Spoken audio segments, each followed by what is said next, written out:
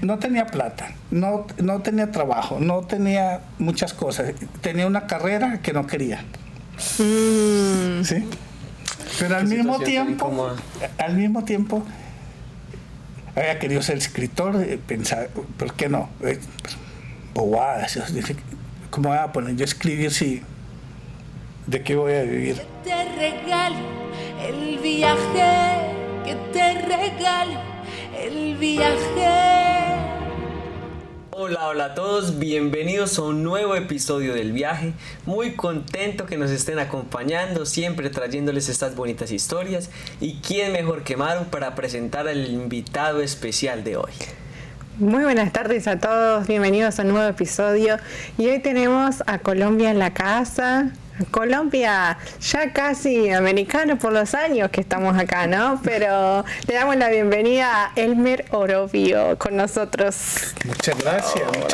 Gracias a usted, Elmer, por venir. Qué orgullo. Por supuesto. Y acompañarnos. Sí, es una iniciativa muy bonita, muy intensa y muy necesaria. Sí.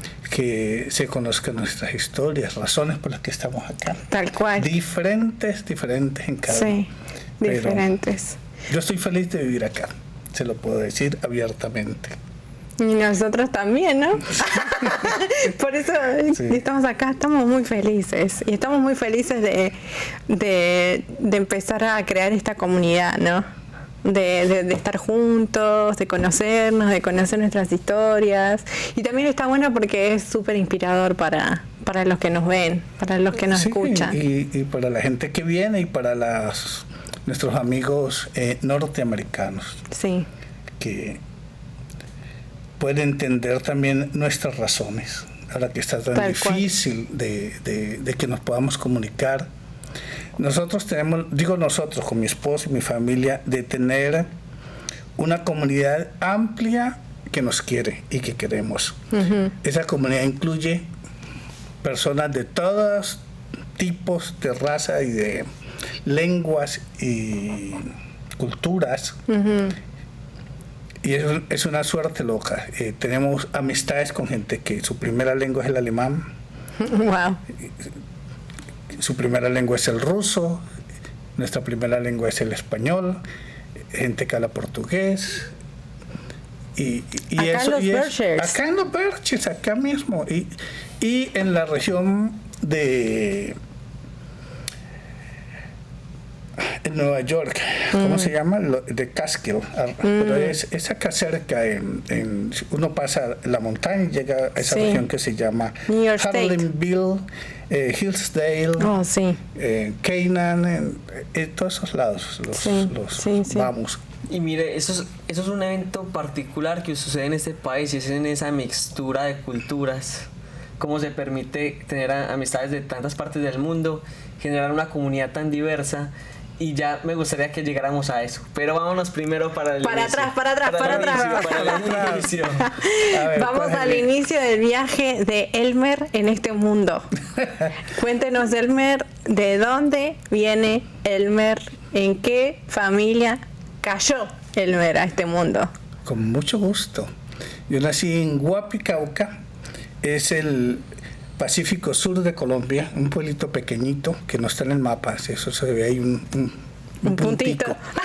Para llegar allá se va en barco o se va en unos pequeños aviones de Satena, creo que se llama la compañía, creo que todavía existe. Wow. Unas avionetas. Tengo entendido que es un tesoro escondido. Sí. Es escondido. Hay mucha gente en el mundo de guapireños, músicos, contadores de historias, narradores, teatreros, repartidos. Yo tuve la dicha de nacer allá. Mi mamá y mi abuela fueron mis pilares para sostenerme. Wow. Mi mamá tenía una panadería con un horno inmenso de leña que no paraba, 24 horas funcionaba. Wow. Esa era la magia de ese momento. Entonces el horno se calienta y se metía el pan principal.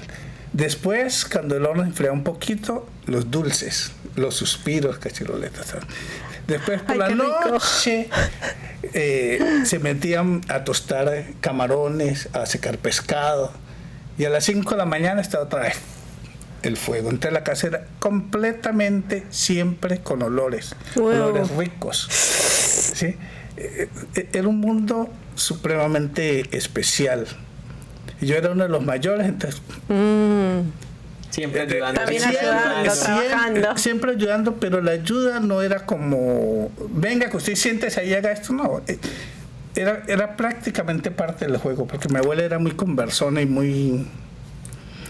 Era la patada. Mi mamá era más seria, más melancólica, más metida en ella, pero mi abuela era tremenda. Ay, qué lindo. Entonces, ese era un juego. Y ese fue un juego que a mí me dio habilidades manuales. De ahí viene el arte. Sí, completamente. Porque así amasábamos pan de niños, ¿cierto? Nos dan una masa de pan, pero el resultado después de hacer pan nos dan, cojan un pedazo de masa, nos decían. Y cortamos la masa y hacíamos muñequitos rojos. ¡Ay, qué para lindo! comer. Y ese era nuestro pan, eso nos lo asaban. Y ese era para el desayuno de nosotros, o para la escuela, o para darle a los amigos, ¿cierto? Hacíamos los suspiros, ayudábamos con una olla así de grande, un resorte con un palo que hacía el herrero del pueblo, y eso...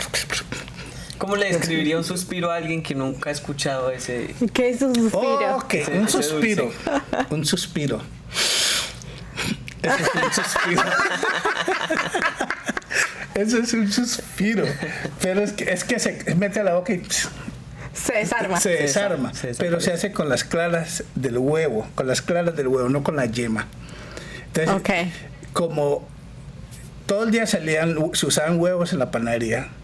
Y se les iban sacando las claras y se iban separando. Entonces con esas claras se hacía el suspiro. Entonces esas claras se ponen en la olla grande y se baten hasta que eso se llama punto de nieve. Punta nieve, sí, me acuerdo. Entonces uno coge la olla y la voltea así, y cuando ya no se cae el suspiro, el huevo está pegado en la parte superior boca abajo y no se cae, entonces uno lo voltea y agrega azúcar, limón, lo que sea. Eso es un suspiro. Eso es un suspiro, porque además dura un suspiro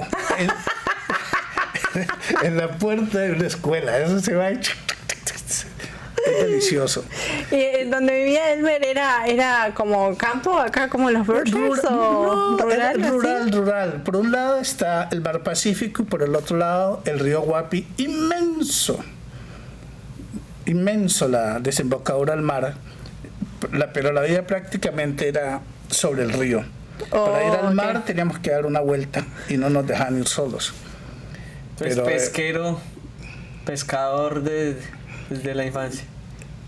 Sí, y mamá me decía, cerca de la casa, un brazo del río, se estaba muy cerca y era muy bueno para pescar un pescado que se llamaba bocachico. Y mamá me decía, mijo, vaya y me pesca un bocachico que tengo ganas de comer. ¡Ay, qué rico! ¡Qué lindo! ¿Sí? ¡Uno! Y yo me cogí un bocachico.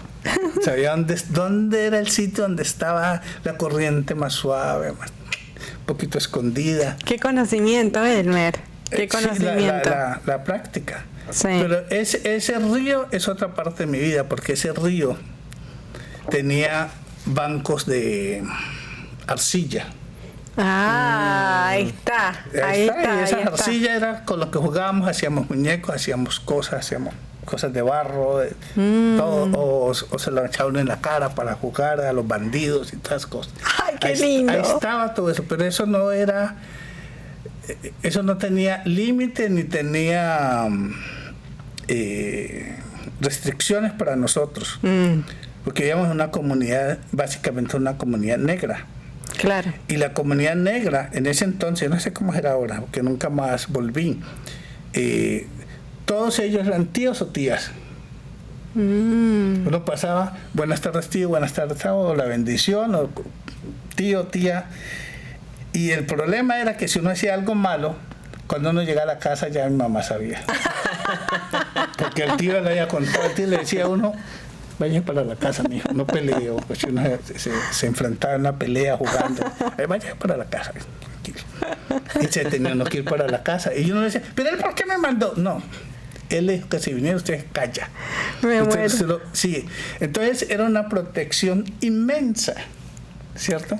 Y está la música de la comunidad negra por las noches y fines de semana en alguna de esas casas. Bueno, algunas casas eran altas y en el primer piso no había nada, simplemente las columnas donde están apoyadas las casas. Por el tema de la marea. Entra la marea. Claro, sí. Claro. Y ellos tienen sus canoas debajo de las casas. La casa de nosotros no era así, está en otro sitio. Pero nosotros íbamos allá y nos sentábamos con ellos y esta gente contaba historias, una tras otra. Había una vez un hombre casado con su mujer, estuvieron viviendo, tienen 4 hijos. La hija mayor se llamaba Maru. Y así. Y uno todas las historias. Todas las historias. Y uno tenía que decir siempre, porque si no lo hacía, no estaba poniendo atención. Sí, entonces fue un mundo rico, absolutamente. Qué bonito recordar con nostalgia. Sí, esos momentos. Y esos momentos que también forman parte de la personalidad que hoy tiene, ¿no? Todo eso ¿cómo se dice? Lo construyo. Para ser la persona que soy. Exactamente, sí. Cuando estaba hablando de la arcilla, me trajo a su presente, ¿no? Elmer es un artista y quisiera saber cómo inició eso. ¿De muy chico el arte o fue más adelante en su vida? ¿Cómo fue? No, muchísimo más adelante. Ok.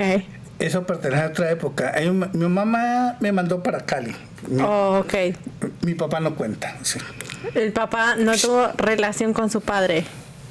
Muy poquita. Okay. Por supuesto nos conocimos y fue formal y todo. Pero... Bien. Pero no tuvo una relación así afectiva ni nada. No, pero no la necesité. Okay. Yo tenía 2 mujeres en mi vida. Fuertes, pujantes, y con lo correcto en la vida. Por ejemplo, en la casa, además de la panadería de estas 2 mujeres, hacían modistería. Ah, wow.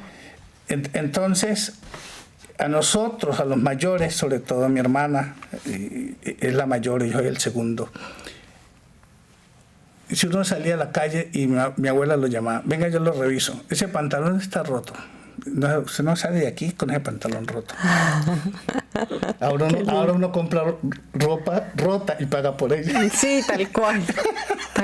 Sí, pero es que nada, venga, yo le enseño cómo lo arregla. Entonces cogía la máquina de coser, nos sentaba y usted enhebra la máquina así, lo pasa por aquí. Claro, por eso las cosas tan manuales de Elmer. Y usted lo hace así, así y así. Entonces, no tiene disculpa. Ya le enseñé, ya lo hace y usted mismo lo hace. Lo mismo con la comida, que quiere un huevo. Vea, nosotros trabajamos todo el día, venga, traiga el huevo, eso se hace así, como lo quiere. Ya aprendió, si el día que quiere un huevo, usted se lo hace. Lo volvieron una persona funcional. Sí, totalmente, pero sin regaño, sin nada, y no con, ¿cierto? Con cosas así de la vida. Entonces, mi mamá, por ejemplo, le decía a uno cuando estábamos ya, porque de Guapi, mi mamá me mandó a Cali, a la ciudad, para que estudiara. ¿Cuántos años tenía cuando la mandaron? 9 y algo. Fui a tercero de primaria. Yo estaba terminando tercero de primaria en Guapi, en escuela de curas. Nunca más. Y me mandaron para Guapi, porque mi tía ya estaba en Cali, para Cali. Entonces, en Cali... Perdón, ¿cuál fue el motivo? Que estudiáramos. Okay, para estudiar. Okay. Sí, porque ella no quería que nos quedáramos... O sea, no había acceso a la educación en Guapi. Allá sí, y muy buena, pero con los curas. Y pasó que en mi vida el maestro que tenía en tercer grado era mi padrino de bautizo. Pero el señor era muy bravo. Y yo hablaba mucho y pasaba por el lado y me daba así. Coronazos. Ay, yo me rebelde. Yo no vuelvo. Es que su padrino, él se siente el hecho. No vuelvo. Ay, no. Sí, entonces, bueno, váyase pues para Cali, donde es mi hermana. Y a mi hermana la mandó a al puerto de Buenaventura. Tú sabes del puerto de Buenaventura, ¿cierto? En Guapi, en Colombia. A estudiar secretariado bilingüe, secretariado comercial, alguna cosa así. ¿Con quién se va usted? O sea, usted se va a Cali a vivir con una tía. Sí, y es una escuela semi privada, anexa a un colegio privado, pero a nosotros, los de la primaria, la mensualidad era muy bajita, era casi un regalo. Sí, y ahí terminé y me quedé ya para siempre en Cali. Se quedó en Cali ahí. Sí. Luego mi mamá se fue, los negocios le fueron muy mal, se fue para Cali con toda la familia. Se reencontraron con usted. Sí, compró una casa en un barrio popular y la vida cambió completamente. Sí. El asunto es ella de tener su panadería, de ser su propia patrona, de hacer sus cosas y todo. Entonces llegar allá a Cali tenía que trabajar en una fábrica de confecciones de ropa infantil, es la que recuerdo, como una mula. Entonces totalmente diferente. Completamente diferente, eso fue. Entonces yo estudié hasta primero bachillerato y de día. Y entonces un día dije, no más. ¿Y por qué no más? Dije, yo estoy cansado, yo no quiero. Es decir, vivía con el centavito. Esto es para el bus, esto es un pasaje.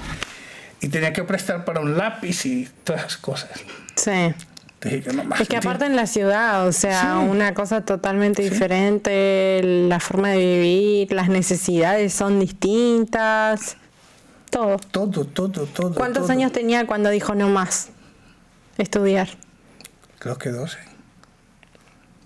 Y producto de la misma necesidad. Sí. Que increíblemente en Guapi, que se supone que está más desprovista de servicios por parte del gobierno, pero no se da tanta esa sensación de carencia. Sí, no la había. En Guapi no había energía eléctrica, llegaba 2 horas en el día y creo que sigue llegando. Wow. Y entonces había lámparas que hacía el herrero y todas esas cosas, o mecheros, o fogatas. Claro, sí, todo y todos natural. Los niños jugábamos de noche en el pueblo, salíamos a las calles, si llovía salíamos a que nos bañaran, todas esas cosas. Nada que ver la vida, ¿no? Sí, pero mi mamá decía, yo no quiero que sean montañeros. Eso decía la mamá. Sí. Entonces, en Cali, tuve que sacar permiso de trabajo porque ella me dijo, bueno, si no va a estudiar, entonces tiene que trabajar. Te saqué un permiso de trabajo para trabajar porque era menor de edad. Claro, cuando tenía 12, 13 años. 13. Yo creo que cuando fue al laboratorio, se llama Laboratorio de la Francol, que todavía existe. Tenía 13 o 14 años, más cerca de los 14. Porque me fui un año con un tío que era gallero, que fue una experiencia muy mala. ¿Qué es gallero? Tienen gallos de pelea. Oh, ok, entiendo. ¿Sí? Está. No fue bueno con él la relación. Okay. Entonces se puso a trabajar en ese lugar. Sí, un médico compadre de mi papá, que también era conocido de mi mamá, que hizo el año rural en Guapi de medicina, entonces nos conocía. Mi mamá fue y habló con él a su oficina del médico, y le dijo, bueno, no hay problema, mañana, que me llame mañana. Al otro día mi mamá lo llamó. Dijo, sí, vaya, ese es el laboratorio de la Francol.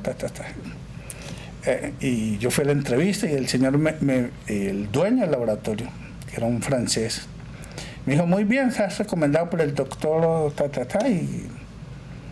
y tu abuelo era francés, entonces estamos relacionados. Y ya, sí señor. Todo buenecito, más buenecito que Manuel. Sí, señor, todo bien vestido. Pero tienes una condición. Tú trabajas aquí, pero estudias.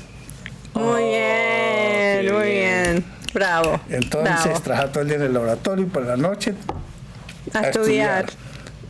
Fue duro, pero fue maravilloso. Yo no me quejo de nada, no me arrepiento de nada, porque yo sé el lado bueno de todo lo que pasó. Claro. Lo sé muy bien. Y eran cientos de estudiantes. No, yo no era el único, de noche. Se subía el bus a las 11 de la noche, 10 de la noche. Normal. Hacía mi vida, así la hice, pero por estudiar de noche también me tocó aumentar un año más de carrera, de estudio en el bachillerato. ¿Cierto? Y ahí pudo terminar sus estudios. Sí, los terminé. Y la última parte de los estudios nocturnos lo hice en una escuela, en un colegio que se llama Santa Librada, un colegio tradicional, pero con muy buena calidad, inmenso, con biblioteca, hemeroteca. Tenía profesores de muy buena calidad y amables, gente que amaba la humanidad. Qué lindo eso. Sí, entonces yo me relacionaba con ellos, me daban revistas y me regalaban cosas y podía intercambiar ideas y todas esas cosas. En el laboratorio trabajé 5 o 6 años y eso me dio... Yo era el ayudante del químico. Entonces, si iban a hacer una fórmula, me pasaba la fórmula, tenía que pesar y llevarle los materiales, limpiar los tubos, las probetas y todas esas cosas. Y cuando tenía tiempo libre, pues tenía que empujar mercancías para llevarlas al otro lado, ya la mercancía empacada, todas las cosas. O aprender a reparar las maquinitas, por ejemplo, las pastilladoras o los... ¿sí? Esos son troqueles, hacen pum, pum, las pastillas van cayendo y a veces se traban. Entonces yo aprendí a reparar esas máquinas. Siempre muchas cosas manuales en su vida, Elmer. Desde pequeño, mi mamá me enseñó a mí la máquina de coser y yo la reparaba con 7 años. Wow, qué linda. ¿Sí? Esa habilidad yo tengo la capacidad de solucionar las cosas. Desde la primera vez que me enseñaron, ya de ahí me desenvuelvo. Una facilidad, ¿no? Sí. Como para eso. Mira, estábamos en Cali, viviendo en Cali, y pasaban restos de hippie por allá vendiendo cacharritos y llaveros y cosas y perritos hechos con alambre. Y nosotros los llamábamos, muéstrame, venga. Y ellos nos mostraban los perritos, los marranitos, los llaveros. Los copiaba. ¿Vas a comprar? No tenemos plata. Y se iba el hombre y corríamos a buscar alambre y lo copiábamos. Los hacíamos con solo verlos. Pero eran mis hermanos y todos éramos así. Me encanta. Y bueno, ¿y después qué pasó? Terminé el bachillerato y le dije a mi familia, bueno, se jodieron, porque yo ya el 80% del dinero lo llevaba yo a la casa. Éramos 7 hijos, mi abuela. Entonces le dije, se jodieron, voy a estudiar Derecho y es de día. No hay que van a hacer, no voy a trabajar, yo me voy a rebuscar. Y me presenté y pasé de una a estudiar Derecho en la Santiago de Cali. Wow. Y el vecino... El poder de decisión. Sí. Y ese valor del estudio, me imagino que lo adquirió por lo que le enseñó su jefe de va a trabajar pero estudiar también. Va a estudiar, sí, se lo agradezco al viejo Cascarrabias. Pero yo creo que Cascarrabias. Yo creo que también venía desde antes, porque imagínate que su mamá le diga, no quiero que seas un montañero, quiero que lo mueva de ciudad. Ahí está como, ya está desde tan chico insertado. Imagínate que a los 9, 10 años te muevan de ciudad y te digan, no, porque no quiero que hagas esto, quiero que hagas algo diferente. Ya está el chip insertado, ¿no? Sí, claro. Y eso es lo que uno también a veces le da fuerza. Te puede ayudar o te puede hundir, ¿no? Hundir, sí. Entonces, ahí estuvo también, temprana edad. Me hicieron mucha falta cuando me fui a Cali, pequeño, pero... Mi mamá estudió en la normal de señoritas y aprendió de todo, modistería, panadería, todo este tipo de cosas. Estudiaban hasta 4º bachillerato y quedaban con la posibilidad de ser maestras de escuela hasta 5º año de primaria. Pero ella nunca fue maestra. Pero entonces mi mamá en esa época leía novelas como El Alférez Real, La Vorágine, todas esas cosas que eran conocidas en Colombia.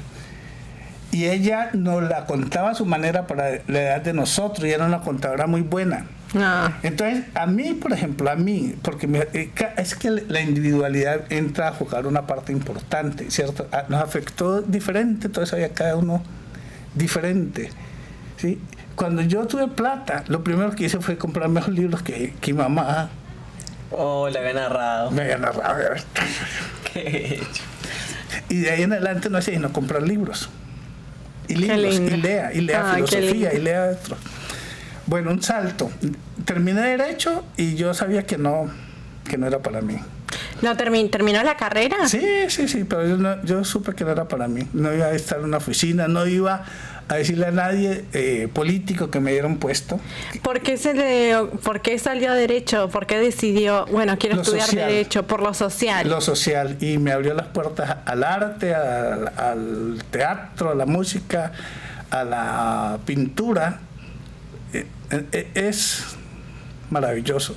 Entonces, con un grupo de compañeros del mismo semestre, hablamos de pinturas, cosas. Un día dijo uno de ellos, ¿por qué no pintamos nosotros? Y yo nunca he pintado. La escuela en Colombia, si uno estudia, es muy académica, ¿cierto? El arte es una cosa secundaria. Si usted pinta, y si no pinta, yo medio pintaba y mis compañeros, haceme el dibujo para la página del cuaderno de geografía, ¿cierto? El mapita, haceme. Y te doy un maní, cualquier cosa de esas, un chicle. Pero no es que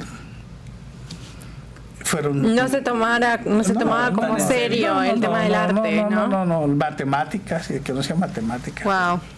Entonces hizo la carrera de Derecho y después decidió hacer algo más. Después, yo no tuve crisis de adolescente. Porque estaba trabajando y estudiando. Claro, yo no hubo tiempo. Ni novia, ni nada de esas cosas. Yo no.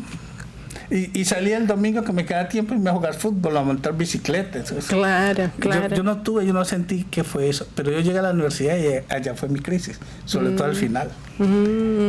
Entonces, no tenía plata, no tenía trabajo, no tenía muchas cosas. Tenía una carrera que no quería.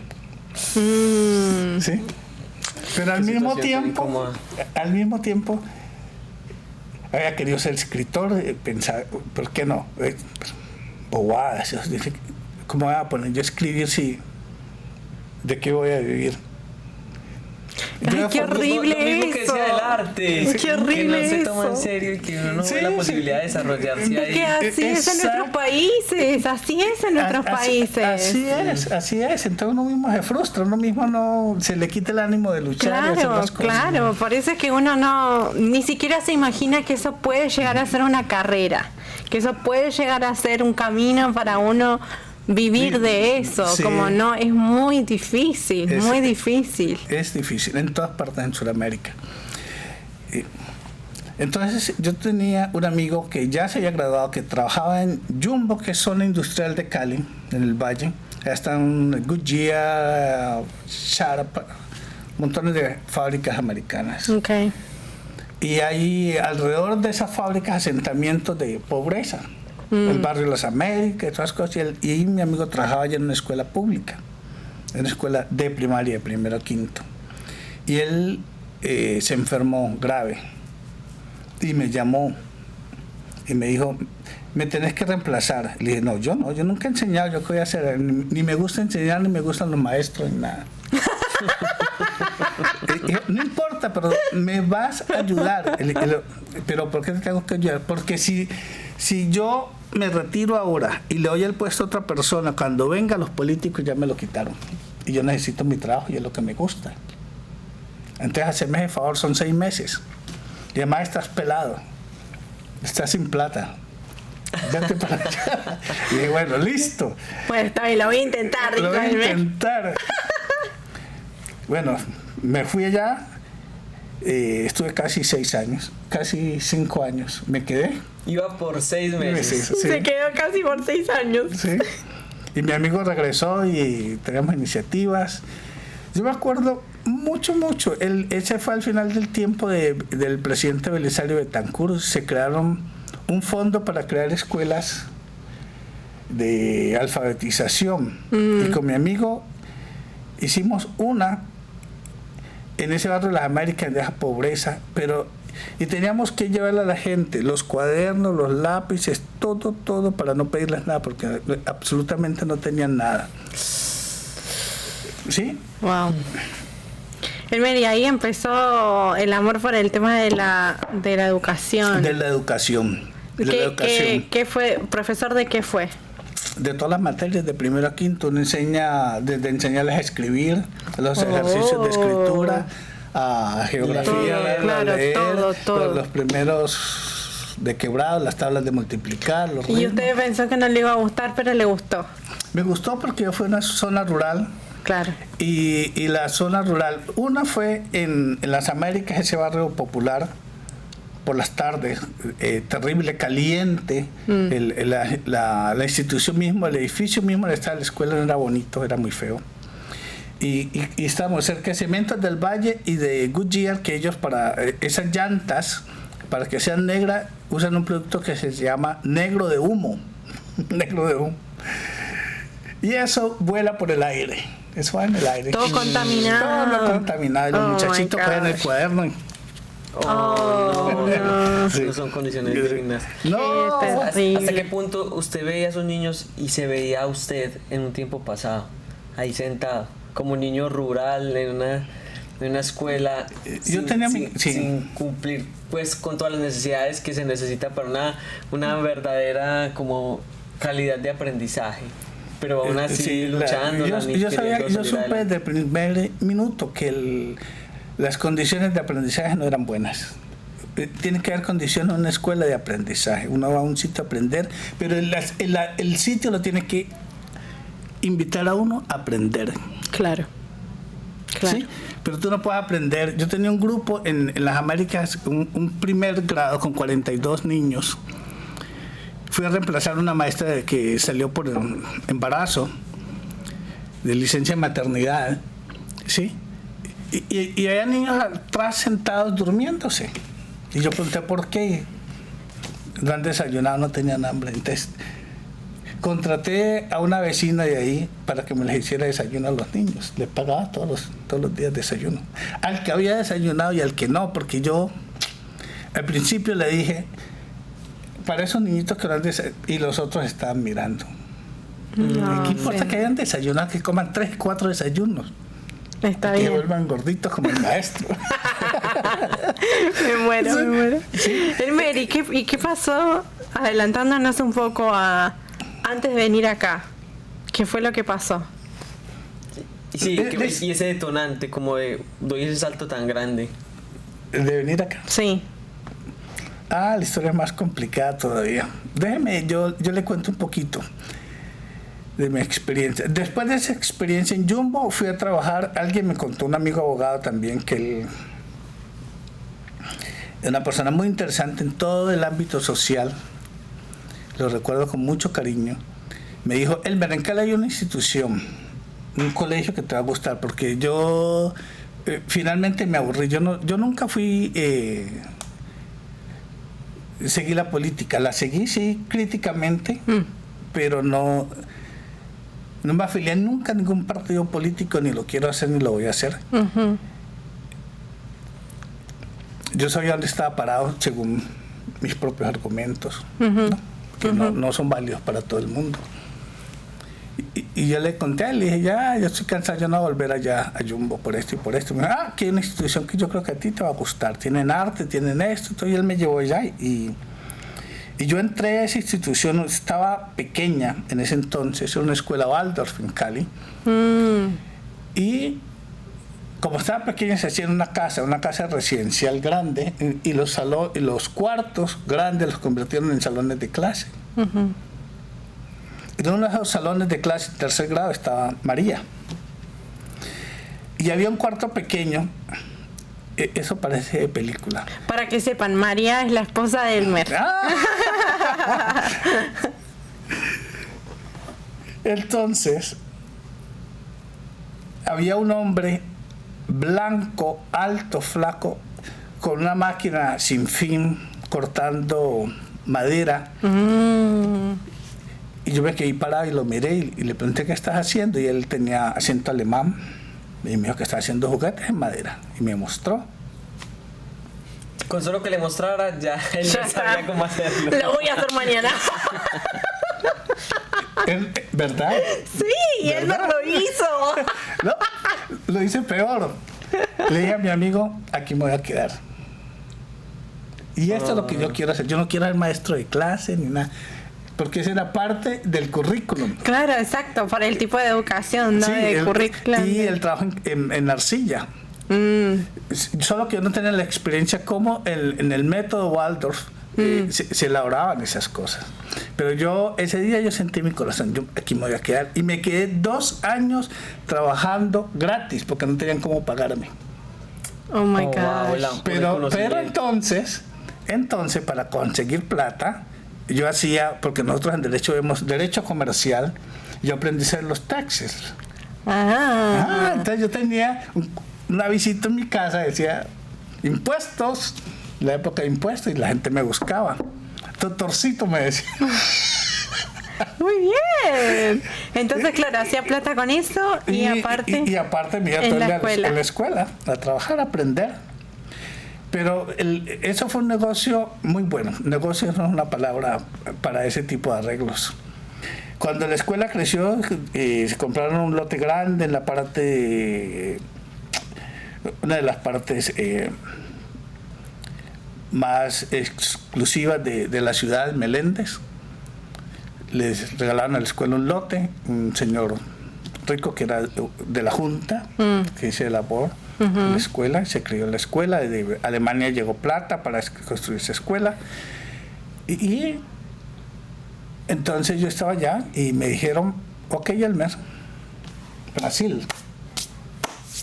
Chao, adiós. Chao, váyase. Y me fui a Brasil un año. Se fue a Brasil. Sí, me mandaron a Brasil y me pagaron todo, la comida, el pasaje, de todo. ¿Con qué intención, Elmer? Para que me hiciera el curso de arte para enseñar. Oh my gosh, wow. Qué bueno, qué bueno. Vea que ese esfuerzo de Boy trabajo gratis, él no sabía por qué, pero sabía que tenía que ir ahí.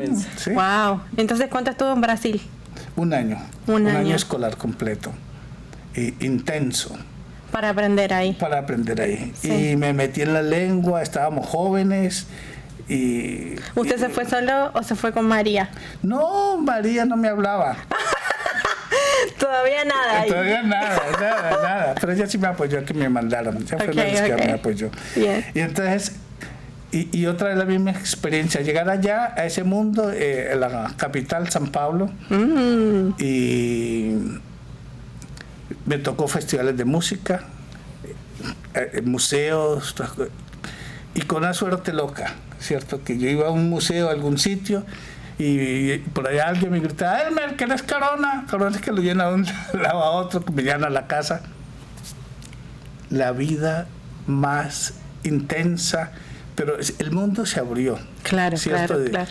Porque es una ciudad, no se puede comparar Cali con San Pablo, con una ciudad que, como Nueva York, con en ese entonces 8 millones de habitantes. Sí. La Universidad de San Pablo, que es una universidad inmensa, ¿cierto? Ya nos llevaban. Pero también conocí la experiencia de las favelas. Oh, qué lindo, Elmer. Wow. Entonces, así empecé y después regresé a la escuela. Trabajamos 8 o 10 años. En el camino, yo era ayudante de María para la química, por mis conocimientos pasados de la química y todo. Sí. Y ahí empezamos a trabajar. ¿Cómo todo le ha servido? Sí. A trabajar juntos y como amigos. Yo tenía mis enredos y ella sus enredos. Y hasta que un día desenredamos los enredos. Y se enredaron. Y nos enredamos. Qué lindo.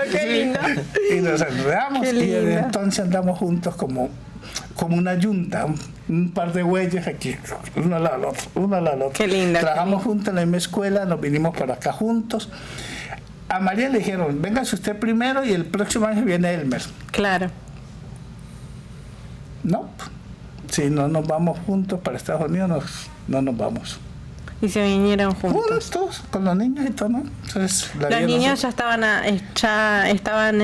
son colombianos, digamos. Son colombianos. Sarita tenía 6 años, que es la mayor, ahora tiene 32.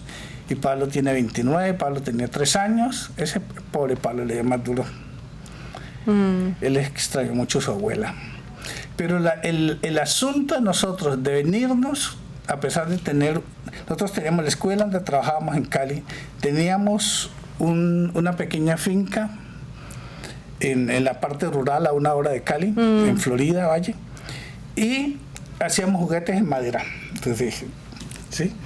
El emprendimiento. El emprendimiento. Y eso fue toda una aventura. Llegamos a tener 13, 14 jóvenes y mujeres trabajando con nosotros en el taller. Wow. Pero era zona roja, que se llama zona roja de conflicto, entre el ejército, la guerrilla, y después surgieron los grupos paramilitares. Claro. ¿Sí? Entonces, al paraíso le entró el diablo. El diablo de la violencia, el diablo de las cosas. ¿Qué frase? Al paraíso le entró el diablo. Sí. Wow. Y así fue, sí. Teníamos una comadre muy querida. La guerrilla la mató miserablemente delante de dos niños. Con toda premeditación. Dejaron que el esposo, porque el problema no era con el esposo, sino porque ella dijo algo, no sé qué, que alguien oyó en contra de la guerrilla. El esposo no dijo nada, no estaba metido en eso, salió a trabajar donde nuestros amigos, él era un campesino, trabajaba con nuestros amigos en el campo. Y esta gente entró y la desbarataron, no la mataron, la desbarataron. Wow. Mucha violencia. Sí, demasiada. Y ahí me tocó entrar allá a verlos, a verla a ella. Y mi ahijado y los niños jugando. La niña es una cosa hermosa. Ellos estaban jugando en el patio de la casa y el marido no se dio cuenta de nada. Y nadie en la comunidad, porque se oyeron los tiros y uno cuando oía esos tiros uno se escondía. Claro. Nos escondimos. Claro. Ya después al tiempo empezamos a salir y alguien dijo, yo creo que le dispararon a Betty. Y fuimos a ver, claro, la habían matado. Y fue la guerrilla, eso no fue un invento. Entonces Israel, nuestro amigo, compadre, el campesino, llegó a la hora del almuerzo, lo que llaman aquí el lunch, a su casa. Claro. Y los niños le dijeron, no, papá, no entres, que está fea, no la puedes ver. Pero ese era todo, los niños cuidando al mismo padre. Al mismo padre. Sí. Bueno, ese hombre casi se enloquece con esas cosas. Y terminó en Suiza, en Génova, asilado. Y nosotros terminamos acá en Estados Unidos. Pero el asunto es un asunto de fuerza. ¿Qué tanta fuerza tiene uno para soportar todas esas cosas? ¿Qué tanto valor? Nosotros tenemos una amiga, una familia querida, que nuestra casa está aquí, al pasar la calle diagonalmente está la casa de ellos, y nosotros fuimos a esa región por ellos. Ellos siguen allá, tienen el valor de quedarse, y están bien. Nosotros no. Nosotros tenemos 2 niños pequeños, y en esa época empezó el ejército a bombardear, ¿cierto? Empezaron a enfrentarse a la guerrilla, los paramilitares a hacer maldades. Y dormíamos con cosas listas por si nos tocaba salir corriendo, con el tetero de los niños preparados, la comida de los niños preparados y todas cosas. Tenemos un carro, un Renault 4. ¿Tú te acuerdas de los carros? Legendario en Colombia. Legendario, sí. Bueno para todo. Y esa no era vida ya. No. Y la gente nos decía, quítenle la batería, quítenle una llanta para si se van a robar el carro no se lo puedan robar. Y nosotros lo íbamos a hacer y dijimos, no, eso es una bobada. Porque ellos vienen aquí y dicen, ¿dónde está la llanta del carro? ¿Se la tienes que entregar o te matan? Claro. Entonces, ¿cuál es el negocio? Que allá en el carro se vayan tranquilos. Entonces se hizo absolutamente invivible y nosotros no tuvimos la fuerza para quedarnos y tomamos la decisión, nos vamos, pero nos vamos del país porque no nos vamos a ir para Cali a vivir en la ciudad porque no nos gusta la ciudad. No queremos ser citadinos, pero la violencia sigue siendo igual en la ciudad, de otra manera, pero sigue siendo igual. Sí. Para pasar de la finca al pueblo de Florida hay un puente largo de una vía, ¿cierto? María estaba embarazada de Pablo Y yo iba casi terminando la vía en nuestro carrito, en el Renault, pasando, y se vino un jeep, 2 jeeps, contrarios, grandes, nuevecitos. Y yo me quedé aterrado, pero ¿qué les pasa? Claro, no cabían en el puente. No cabíamos, es un puente, una vía, ¿cierto? Y yo ya estaba, uno deja pasar al otro y se pone de acuerdo, hace luces, señales de luces, entonces espacio. Y esa gente llegaron y se pararon así contra nuestro carro. Y, ¡regrésense! Y me da esa ira tan violenta. Y esa mona me cogen. Tú no vas a hacer nada. Vas a reversar. No, es que ahí es hacer o hacer, porque sí, la vida de uno está en peligro. En peligro. Entonces, esos cambios de los carros en una carrera. Sí. Reversa. Pase, señor. Y lo peor es que lo pasan al lado de uno cuando ellos pasaron y lo miran a uno con esa mirada sardónica diciéndole, ¿cierto? Aquí llegué yo. Sí, aquí llegué, aquí pasamos nosotros. Bueno. Entonces, eso ya no se hizo vida. Cuando nos vinimos y le contamos a los niños, Sarita preguntó, ¿y allá tienen pistolas y escopetas y en Estados Unidos? Wow. Normal. Normal. Esa es la pregunta normal. La niña normal, sí, ¿no? Sí. Y de alguna forma como queremos escapar de una violencia, pero vamos a llegar a otra, ¿o qué está pasando? Vamos a estar protegidos, ¿no? Sí. Vamos a tener armas para protegernos. Sí. Y le dio duro eso a ella. Wow. Entonces, esa fue la razón. Pero ¿por qué llegamos a Estados Unidos? Es otra cosa muy diferente. Porque nosotros no queríamos a Estados Unidos. Oh. Nosotros crecimos en la época terminando las dictaduras en el Cono Sur y todas esas cosas, y el sentimiento era en general, y sobre todo en las universidades públicas, el sentimiento era gringo go home. Por donde uno pasaba, ese era el aviso que estaba en las calles pintado, el graffiti. Gringo go home. Claro. ¿Cierto? Entonces, este no era el país de nuestros sueños. ¿Sí? Por yo hacer juguetes, una mujer alemana me ofreció que me fuera a Alemania. Había una fábrica que ella me podía conectar. Y yo dije, no, yo a Alemania no me voy. No voy a resistir racismo. En Estados Unidos. Bueno. Pero llegaron empezamos a llamar a los amigos de Brasil, a los amigos de Chile, a los amigos de España, de las escuelas Waldorf. Si uno trabaja en una escuela Waldorf, si uno tiene sus credenciales, créditos, claro, uno puede trabajar en cualquier parte del mundo. La restricción es o la lengua o el gobierno que le diga no, porque, ¿cierto? Yo vine para acá y en la embajada me preguntaron, me dijeron, bueno, pero allá tenemos carpinteros. ¿Qué vas a hacer allá? Le dije, es que esto no es carpintería. Entonces hay que explicarle, ¿cierto? De qué se trataba la cosa y todo. Pero la pregunta es legítima. Sí. ¿Cierto? La pregunta es legítima. Pero la forma que llegamos acá fue porque yo me encontré en el salón de maestros, en la escuela de Cali, una carta vieja, amarillenta, que estaba sobre la nevera, en la parte de arriba, casi cayéndose. Entonces la cogí. Y tenía un sello en inglés, de escuela Waldorf. Entonces, la abrí y miré y decía que estaba necesitando yo no tenía nada de inglés, pero uno estudia inglés y uno aprende palabras, corner, umbrella, pero hacer una frase y menos inglés. ¿Cierto? El inglés de los gringos. Pero sí podía leer claramente que necesitaban una maestra de español. María. Que fuera el español la lengua materna, que hubiera hecho el seminario en Alemania para maestras falsas, que fuera maestra de clase con experiencia.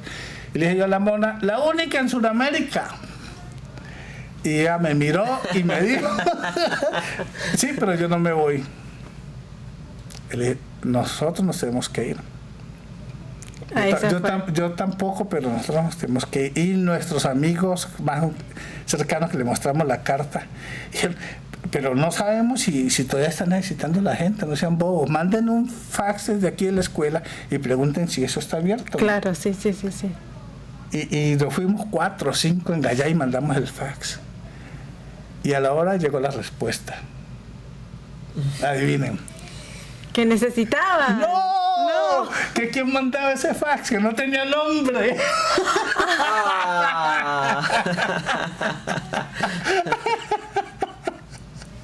Y una amiga que dijo, no sabían mandar. No sabíamos mandarla. Eso es un formato, pero en el azar y en la cosa. Claro. El nombre. Y resultó, María vino un año, una primavera, estuvo acá una semana y se presentó y miró y le gustó y bueno, nos vinimos, pero antes los caminos de la vida son graciosos. Sí. Yo digo esto con todo respeto para todas las personas, porque yo sé el camino duro para llegar a que hay mucha gente. No fue el caso de nosotros. El caso de nosotros fue duro porque fue el arranque brutal. Sí. Brutal. Como arrancando un tubérculo de la tierra. Sí, exactamente. Me gusta esa imagen. Sí. Porque nosotros teníamos una casa muy humilde, pero esa casa yo le hice las puertas con Sarita, yo le hice las ventanas con Sarita, que era mi ayudante. Ella estaba pequeña. Y yo me iba con ella a trabajar porque teníamos la casa, pero no estaba habitable. Entonces yo me iba, cuando tenía tiempo libre, a trabajar allá y me llevaba a Sara. Claro. A ella le encantaba andar conmigo y coger la herramienta. Entonces no decía taladros y no bum, bum, bum, bum, bum. Y yo le decía, tráigame el taladro. Sí. Claro, y dejar todo eso, ¿no? Sí. Y empezar otra vez. Y empezar todo otra vez. Entonces nosotros hicimos eso, lo construimos. Y a las chapas de las manijas de las puertas yo les puse pedazos de herramientas viejas que encontré en la finca, ¿cierto? Como cogederas y cosas de esas. Entonces lo hicimos a nuestra medida y, ¿sí? Como decía nuestra amiga, una casa, nuestro amigo arquitecto, una casa es algo que uno se pone como cuando uno se pone el mejor vestido que uno le gusta. Si no, olvídese. No, es verdad. Una filosofía. Es verdad. Entonces, esa fue la parte dura para nosotros. Claro. ¿Cómo fue cuando llegaron acá? Bueno, ustedes siempre muestran mucha gratitud por lo que recibieron acá, por el apoyo que tuvieron. ¿Y qué significa hoy? Ya nos queda poco tiempo, 3 minutos, pero ¿qué significa hoy este lugar para ustedes? Teniendo en cuenta que al principio no era el lugar que ustedes hubieran elegido. Uh-huh. Es nuestra casa. Tenemos raíces nuevas y profundas. Nuevas y profundas. Sí. Por 2 aspectos. Uno fue la comunidad que nos ayudó a crecer, y la otra, aunque no lo crean, la jardinería. Aprendemos a conocer las especies nativas. Tenemos especies nativas en nuestro jardín de flores, para las mariposas, para las cosas, para los... Entonces eso se va enraizando, la conexión con la tierra. Entonces sabemos qué clase de tierra tenemos y qué clase de tierra usamos y cómo la podemos tratar. Y lo otro fue la inmersión en la cultura sin prejuicios. Que el festival del zucchini, vamos para allá. Que el festival, vamos para allá con los niños. No los desamparamos. Nuestros hijos nunca quisieron ir a un summer camp. Se negaron. De ellos vino. En la escuela había, no gratis. Se negaron. Querían pasar tiempo con los padres. Con los padres. Siempre estaban en alguna aventura. Sí, claro. Montábamos bicicleta, hacíamos eso, todas esas cosas. Entonces, si uno se va integrando, la cultura claro. se va integrando. Claro. Y eso es lo bonito del viaje. No se trata, nosotros latinos, ellos americanos, se trata de construir comunidades. Sí, totalmente. De incluirnos, de ayudarnos, de ver las necesidades de cada uno. Nosotros ayudamos un día en la pantry, People's Pantry en Great Barrington. Uh-huh. Vamos un día y es un día que el día que no podemos ir nos duele. Y empezamos, porque habrá ido Pedro, habrá ido esta persona, habrá ido John, sí, y no vamos por la comunidad latina, ni por los inmigrantes. Hay gente de toda clase. hay profesionales que por razones de la vida tienen que ir allá, no manejaron su plata. Eso no es problema de nosotros. Nosotros no juzgamos y no se juzga. Uh-huh. Hay inmigrantes de todas partes, de Haití, de Colombia, de Argentina, de Brasil, un hombre viejo de Argentina muy querido. Pero a nosotros no nos corresponde juzgar, y esa es otra comunidad que nosotros queremos mucho, porque sentimos que podemos devolver algo con gratitud. Claro. Y en mi caso personal, cuando aquí en Colombia, aquí en Estados Unidos, en la escuela Waldorf, un día, en mi clase de madera con mis estudiantes, que es básicamente carving o tallar en madera, ¿cierto? Sí. Usar herramientas manuales y todas las cosas y ahí sacar figuras o objetos útiles para la casa, hacer un banco, hacer una cuchara, todo ese tipo de cosas.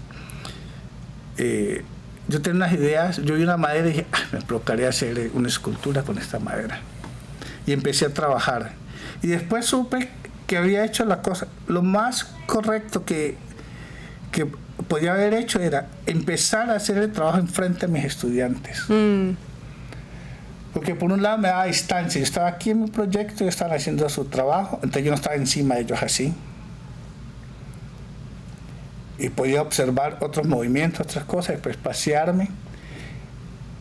Pero mostrarles a ellos el subject, el hecho de hacer eso, elevarlo. Y también hacerlo en comunidad, ¿no? Hacerlo en comunidad, y eso, si tú lees mi página web, ahí está, yo le dedico prácticamente a los niños, porque ellos venían y querían lijar, querían taladrar, y yo los dejaba, no pensando, van a cometer un error ni esas cosas, yo los dejaba. Y sobre todo, los más indisciplinados, o los más difíciles. Claro. Que son los que más necesitan en realidad. Ellos saben, ellos son sabios, entonces venían, maestrico, ¿me deja hacer esto? Claro, venga, ¿qué quiere hacer? Qué lindo. ¿Cierto? Entonces ahí empecé también a desarrollar mi arte. Ese es otro agradecimiento que tengo. Yo en Colombia, no sé si lo hubiera podido hacer de pronto, ¿no? Pero aquí pasó y aquí estoy agradecido. Y por eso es que lo conocimos, Elmer, por su arte. Muchas gracias por compartir su arte con nosotros siempre. Hoy fue un placer conocerlo de esa forma. Con mucho gusto. Yo estoy muy agradecido con ustedes y los felicito por su trabajo, por su juventud, por todo lo que hay que hacer. Gracias, Elmer. Y yo me pego a esa juventud y me da ánimo, me da gusto, me da alegría verlos. Gracias, Elmer. Muchas gracias. Le agradecemos por acompañarnos hoy. Nos quedamos cortos de tiempo, porque hay mucho más para saber de Elmer, pero será la próxima. La próxima vez. Sí, así que muchas gracias. Le cuento mi vida en relación al café. Y otra historia. Muchas gracias, Elmer. Gracias por acompañarnos. A ustedes, estoy muy agradecido. Que con seguridad nos narró un poco de su habilidad con las manos en muchos ámbitos, pero que nos quedó también muy claro su habilidad con la lengua. Muy buen contador de historias, de seguro eso viene de Guapi, de las historias que le contaba a su mamá. Lo envuelve a uno de una manera que lo transporta. Transporta a uno. Y por ese mismo Guapi que veo en sus ojos, ese sentido de comunidad, es lo que usted trajo acá y quiso replicar, y me quedo con esa frase: ni americanos ni latinos, somos una comunidad. Entonces le agradezco mucho por esas enseñanzas, por ese bonito capítulo, y con seguridad ustedes también se lo disfrutaron, les quedó algún mensaje muy bonito, y por eso es que hacemos esto. Ya saben, todos los viernes 8 de la noche nos vemos por YouTube, Spotify y ¿por qué canal? 1301 Spectrum. Genial. Entonces hasta una próxima. Se cuida. Nos vemos. Cuídense. Chao. Gracias.